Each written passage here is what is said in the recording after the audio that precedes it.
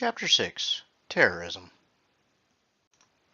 Our objectives: describe the threat posed by terrorism, understand the definition of terrorism from a broad perspective, and describe various types of potential terrorist targets, understand the danger posed by explosive devices and secondary explosive devices.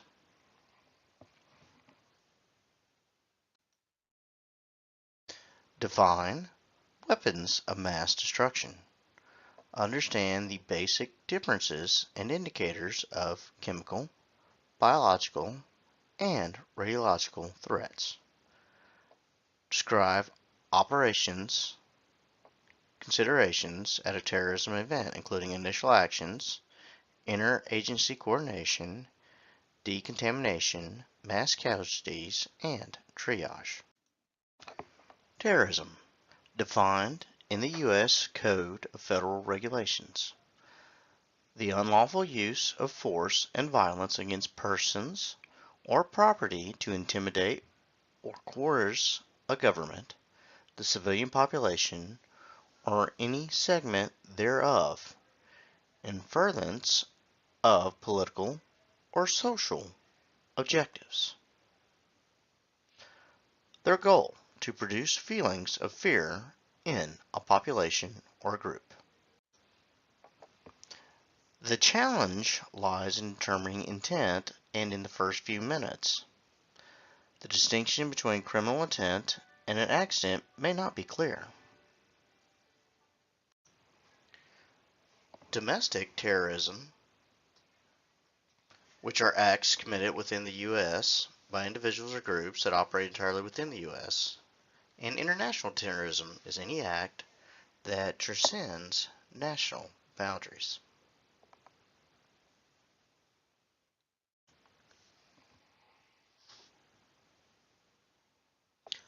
The roles of responders in handling terrorist events involve many of the same functions that responders perform on a day-to-day basis. An incident with criminal intent differs in that it requires the involvement of many local, state, and federal law enforcement agencies, emergency management agencies, allied health agencies, and perhaps even the military.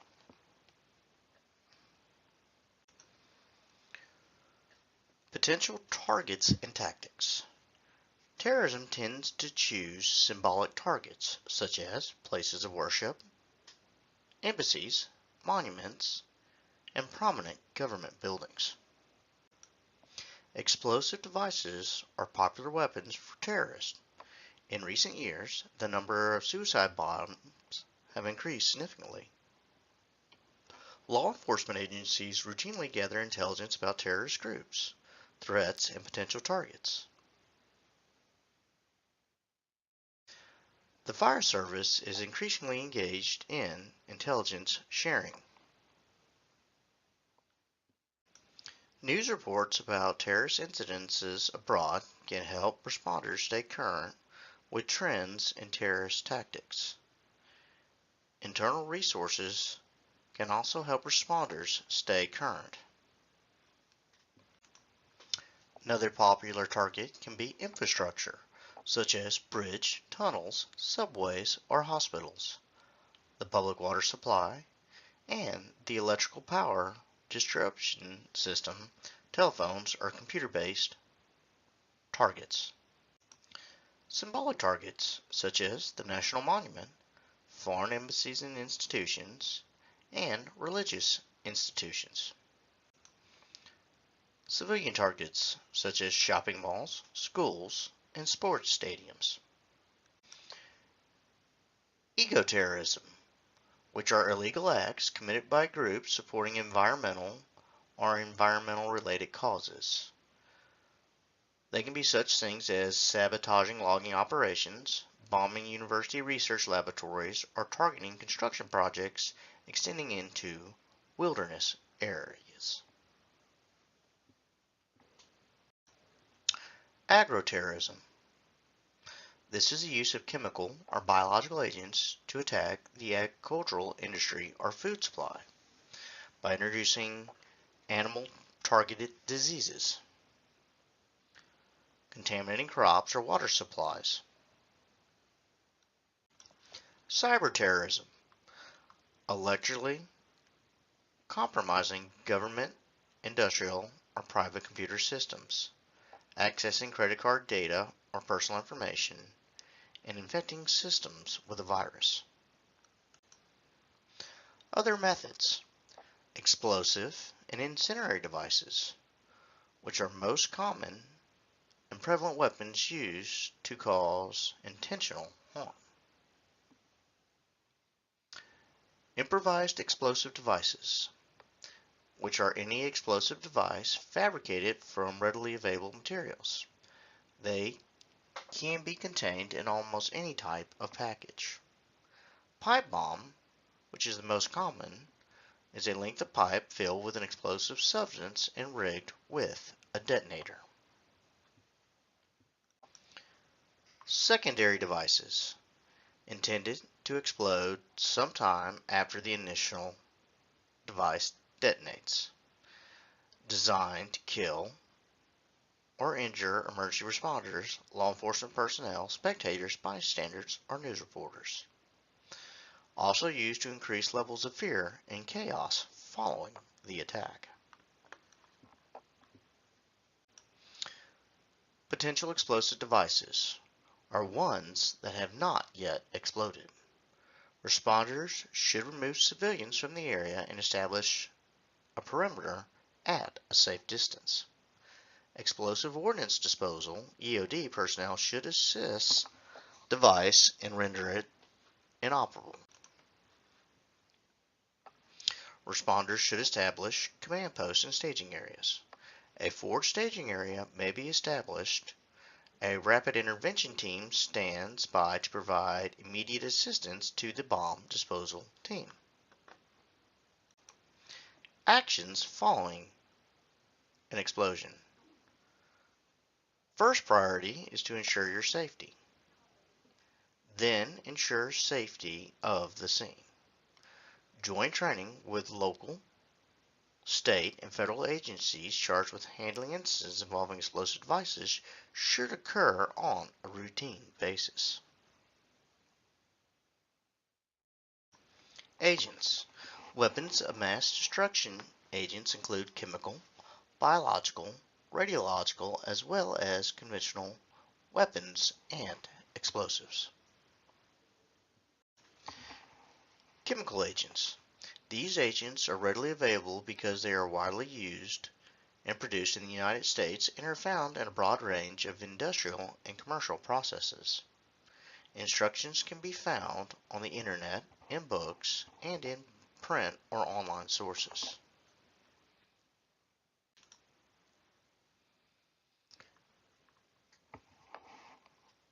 Extent of dissemination of toxic gas or suspended liquid particles depends on wind direction, wind speed, air temperature, and humidity at the time the material is released.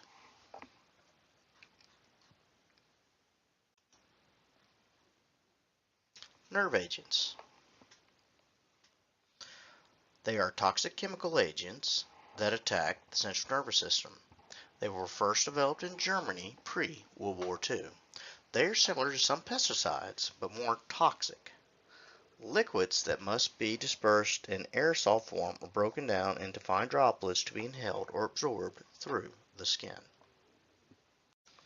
Common nerve agents: tabium, soman, sarin, and V agents.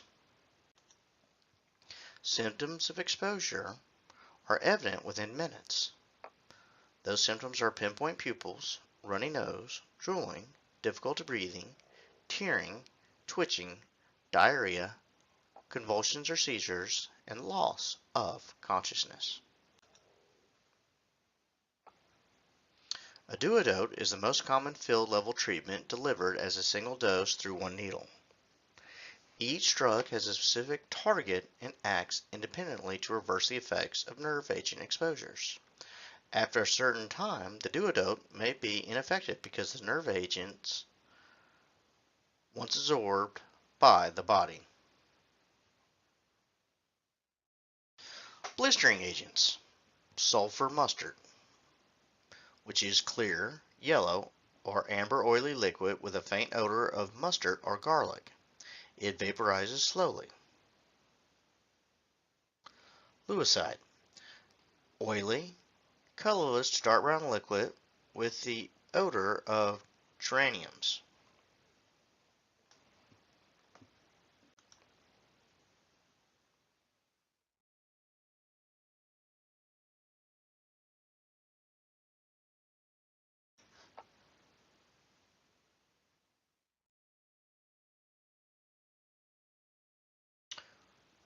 They produce harmful and painful burns and blisters with even minimum exposure to the skin. Lewisite causes pain immediately. Signs and symptoms of sulfur mustard may not appear for hours. They can cause significant respiratory damage.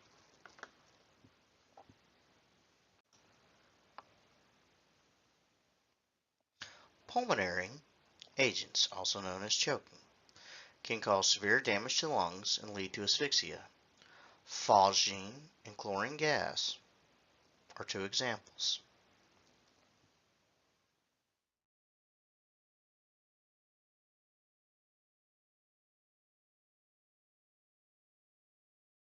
They are heavier than air, settle in low areas such as basement, trenches, and sewers when released. Exposure immediately irritates eyes, nose, and upper airway.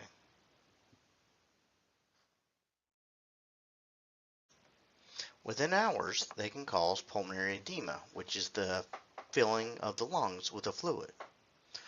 This can cause the skin to burn on contact. Decontamination removes the individual from the area and flush skin with lots of water. Blood agents, such as cyanide, hydrogen cyanide, cyanogen chloride. They interfere with the utilization of oxygen by body cells. They are highly toxic and can cause death within minutes of exposures. They can be inhaled or ingested. Indicators of chemical agents. Protective equipment such as rubber gloves, chemical suits, and respirators. Chemical containers, glass containers, unexplained odors, dead vegetation, or animals in the immediate vicinity.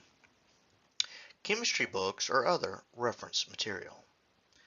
If an unusual odor is detected, responders must leave an area immediately and don PPE including SCBA. Biological agents. These are organisms that cause diseases and attack the body. They can be bacteria, viruses, or toxins. Anthrax. It is an infectious disease caused by Bactrim bacillus anthrax, typically found around farm animals. Bacteria are cultured to develop spores, which are turned into an ultra-fine powder. About 8,000 to 10,000 spores are required to cause an anthrax infection. Spores can infect the skin and can be ingested or inhaled. Incubation period is usually 2 to 6 days.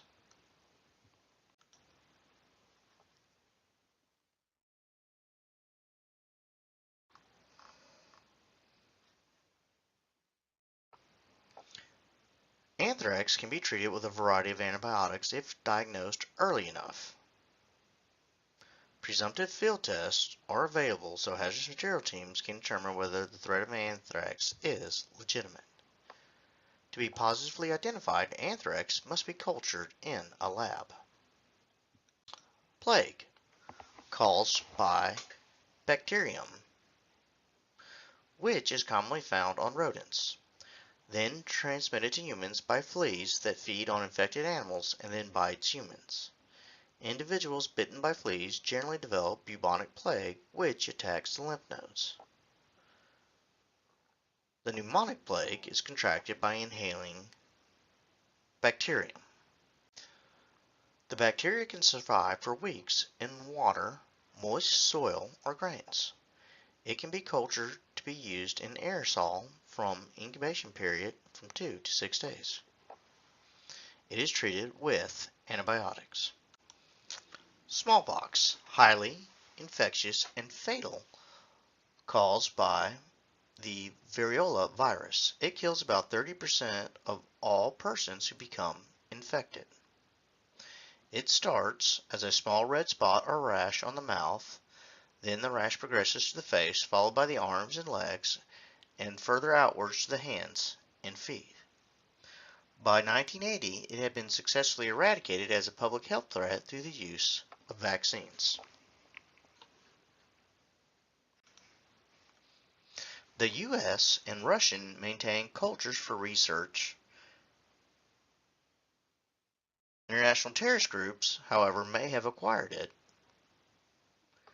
Infecting a small number of people could lead to a rapid spread of the disease due to smallpox's highly contagious nature. It is easily spread through direct contact, droplets, and airborne transmission. The incubation period is 4 to 17 days. Currently, there are millions who have not been vaccinated and millions more with reduced immunity. Indicators of a biological agent, which are similar indicators of a chemical agent. Microbiology textbooks or reference manuals, containers used to transport biological agents, including metal cylindrical cans or plastic boxes or bags. PPE lying around, such as respirators, chemical or biological suits, and latex gloves. Excessive amounts of antibiotics. Abandoned spray devices.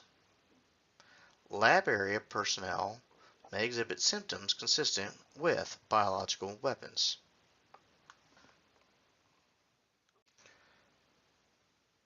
Protection from biological agents. The Center for Disease Control and Prevention and/or area hospitals are typically first to recognize the situation. At a minimum, responders who may have been exposed to biological agents should follow recommendations of their authority having jurisdiction regarding universal precautions. Responders who exhibit flu-like symptoms after an incident should seek medical care immediately. Radiological agents. Releases energy in the form of electromagnetic waves or energy particles. Radiation cannot be detected by normal senses of smell and taste. Several instruments can detect the presence of radiation and measure dose rates.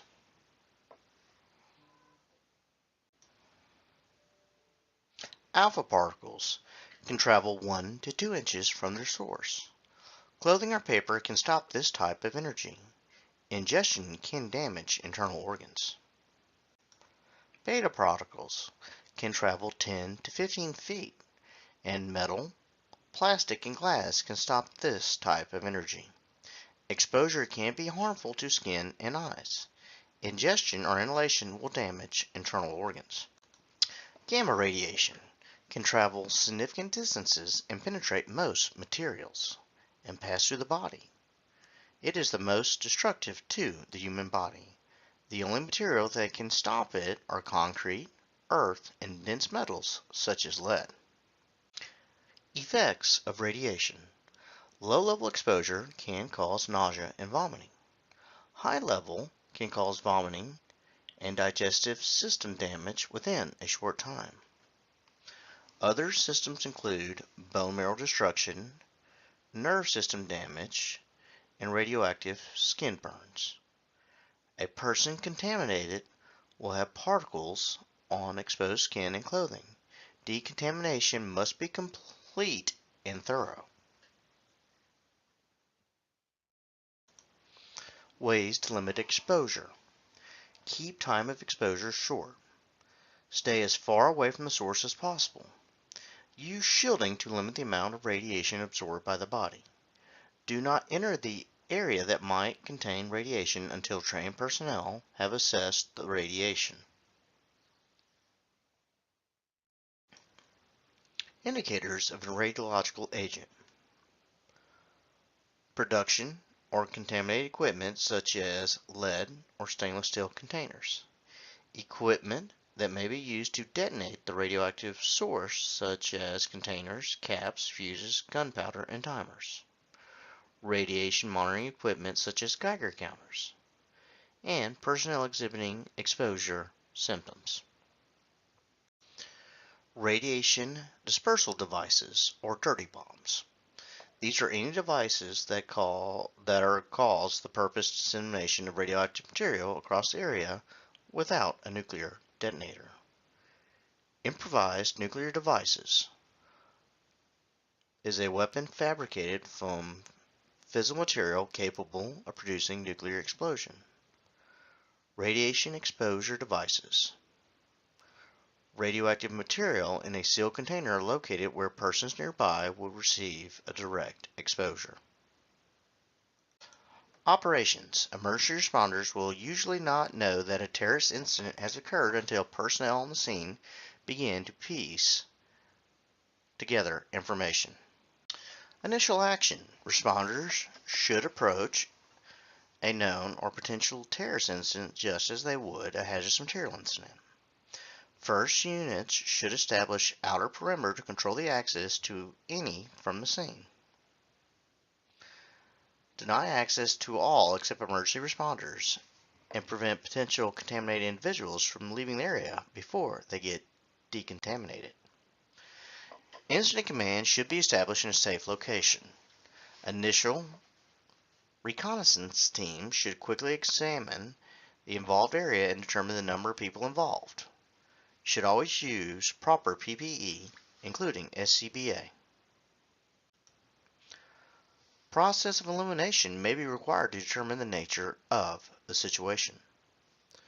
Responders should remain vigilant for secondary explosive devices. Interagency Coordination. If terrorism is suspected, an IC should consult with law enforcement officials and a unified command should be established. If there are casualties, the IC should notify area hospitals and activate mass casualty incident plan. A state of emergency management officials should be notified to ensure quick response by state and federal resources. Emergency Operations Center. This is usually set up in a predetermined remote location. It is staffed by experienced command and staff personnel. A terrorist incident is also a crime scene, so responders should not disturb the scene any more than necessary. Decontamination.